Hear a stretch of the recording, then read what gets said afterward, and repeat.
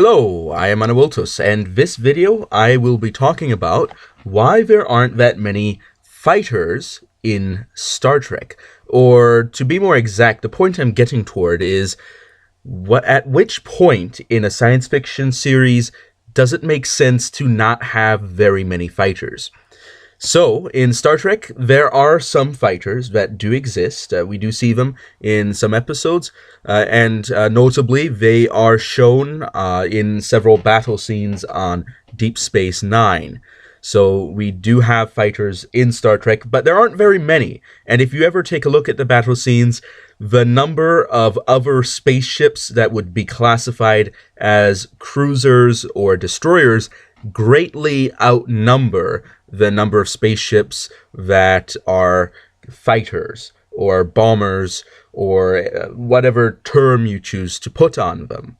So you might be asking, why is that? Now, from a production standpoint, I don't really know. One reason I could guess is because either the story writers didn't think about it, or perhaps it would be bad on the budget to have a lot of fighters, a lot more fighters than large spaceships. That, I guess, could be something bad on the budget, especially in the earlier Star Trek days when they were using models. That may be a problem. Now, on an in-universe perspective, I do actually have a theory on this. So, you might ask, what is the purpose of a fighter? Well, the purpose of a fighter is specifically to, fight other aircraft. That is the primary purpose of a fighter.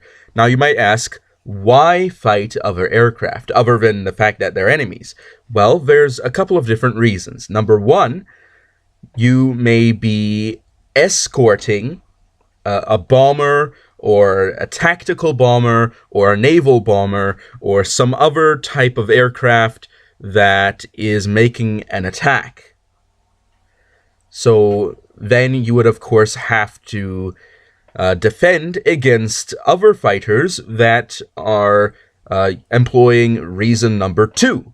And reason number two is you're trying to defend either a base or some sort of installation or a city, or perhaps, as common in World War II, you're trying to protect a boat of some sort, maybe battleships, carriers, cruisers that are on their way to engage the enemy in more direct battle with big guns. Now, let's take a little time to think about Star Trek. So in Star Trek, are there a lot of bombers that we see around? So no, there aren't a lot of bombers. Now, why might there not be a lot of bombers in Star Trek? Now, you could make an argument that a runabout with a micro photon launcher is technically a bomber, and I guess you could say that it would maybe count as a tactical bomber, but again, runabouts, you don't see a massive fleet of runabouts alongside the big Galaxy, Nebula classes, and Akira classes, and so on, that fight in the Dominion War. So, why don't we see a lot of bombers? And that's because in Star Trek, as a general power scaling rule, smaller spaceships generally aren't as powerful as larger spaceships. Now, let me qualify this, because of course you're going to say, well, of course a battleship is more powerful than a fighter or a bomber. Of course, you got a lot of bigger guns. Well, let me fully qualify this. Okay, with let's say a runabout, which again isn't even the official type of fighter. I don't know if the class is named in the show. A lot of people have a lot of different names for the fighter. Some people call them the Peregrine fighters. But let's just use a runabout for an example for now, since everybody knows what it is. I hope so anyway. So with a Danube-class runabout compared to, let's say, a Galaxy-class starship. So, of course, you've got bigger guns on the Galaxy-class. You've got a thicker hull on the Galaxy class, and most of all, you have a lot stronger shields on a Galaxy class. And shields play an enormous role in Star Trek, because in Star Trek, you can't just walk through a shield unless you have a lot better technology or are extremely tough, because a shield does not simply protect against energy that is fired on it or fast moving object. A shield, a force, is essentially a force field that blocks all sorts of kinetic and energetic interference. Now, of course, there are a lot of exceptions in canon. For example, certain kinds of radiation can easily go through shields, and obviously the visible spectrum of light goes through the Starfleet shields. So there are exceptions to this, and the examples of people being really strong going through shields is, for example, the Borg. I think they had a scene where one walked through a shield or something. Or maybe that was someone else. But I know that it does happen, that a character's technology will be hyped up, or physiology will be hyped up by having that character walk through a shield as just a show of how tough that character is. That is something that happens in Star Trek. It's sort of like a mini Worf effect, except it's more power scalable. Now, of course, shields in Star Trek are capable of stopping some of the strong weapons also in Star Trek. The big guns. You can stop a phaser shot or a disruptor shot with a shield, and sometimes shields can even absorb a lot of energy from torpedoes. In other words, Star Trek shields, at least in the Next Generation, now we're not talking about quantum torpedoes because that changes things somewhat, but in the Next Generation, where you had the phasers and the photon torpedoes, a battle between two starships of the Federation can be very prolonged, because they both have shields that are strong enough to block the fire of a lot of weapons. Now, in Deep Space Nine, you have more powerful weapons, so that dynamic changes a bit, but when it comes to smaller spaceships, it remains relatively the same, that you're not going to have a Danube-class runabout destroying a Galaxy-class starship with a micro-torpedo. That's just not going to happen with microphotons. So, this means that, and in Star Trek, there's also planet-side shields as well. Although they aren't used in a lot of instances, they do canonically exist.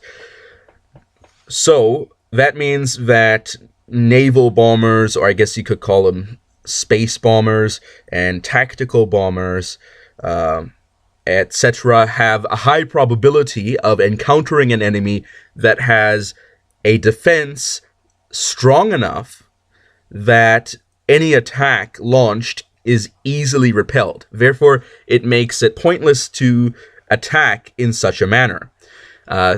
In other words, attacking a large spaceship or a fortified planet with fighters or bombers in Star Trek doesn't make sense, because the defenses are going to be more powerful than the offensive capabilities of small craft like fighters and bombers.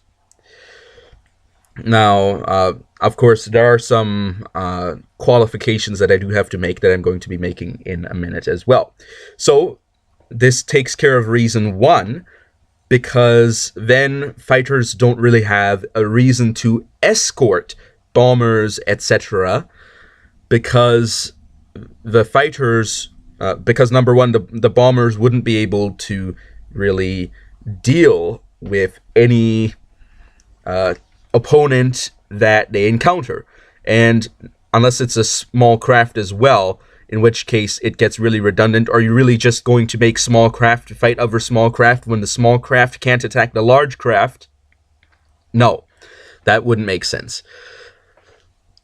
And that also deals with the idea of defending a large spaceship. You don't need to do that with a fighter in Star Trek because a large spaceship has shields that surround it entirely, and also they have really great targeting systems in Star Trek that are able to target relatively well on moving targets while the spaceship itself is moving as well. And there's a couple scenes in The Next Generation where the Enterprise just shoots down a bunch of fighters just passing by as if it's nothing.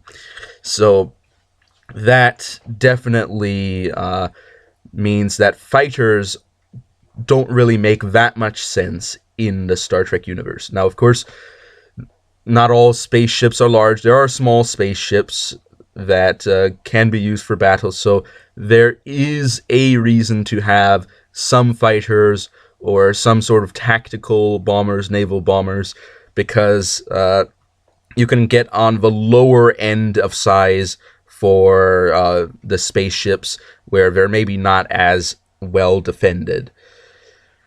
Now, that being said, let's move on to the next stage here. Now, you might say, well, what about the Jem'Hadar fighter? And my response to that, as I have said in a previous video, that is really a misnomer because it isn't really what would traditionally be considered a fighter, because it's definitely a lot larger than any fighter that has ever been built, to be honest, and has a large crew, and it can carry cargo to some extent, so it's not really a fighter. Man, I have to check up on my fleet roles for the Navy for what exactly it would be considered. And a similar thing with the Klingon Bird of Prey. It's not really fighter either. Or the Defiant class from Star Trek. I'm already talking about Star Trek. Starfleet. That's also not a fighter. In fact, that's definitely not a fighter. But they do, however, fill in sort of similar roles in the fact that they're a lot smaller than the larger capital ships, but they also have a punch strong enough to deal significant damage to the larger capital ships. Therefore, they are able to move faster and they're a bit more maneuverable. So they, I guess, form a similar function to good old naval bombers. But in essence, that's not what they are because they're much too large, so they don't count as that. And also, the Defiant is, even though it's relatively small, technically can count as a capital ship on its own because it's intentionally made to be more powerful than a lot of other starships that Starfleet has. So that really sends the point home. So what are your opinions? Do you think that there is a more legitimate reason that in universe Starfleet should have more fighters? Is there any reason, any situation that makes sense for them to have that? Commonly, that is. It can't just be something that happens once in a while or something that you wouldn't expect to be a regular kind of thing, because otherwise it wouldn't really make sense to have that. Maybe have, because then it would already be justified to have that small amount of fighters that they already do have in case of situations where a fighter would actually be necessary. So, do tell me in the comments below if you would like to discuss science fiction power scaling with me. Then please send me a message and I would be happy to do so. Maybe we can make a video together. That would be lovely.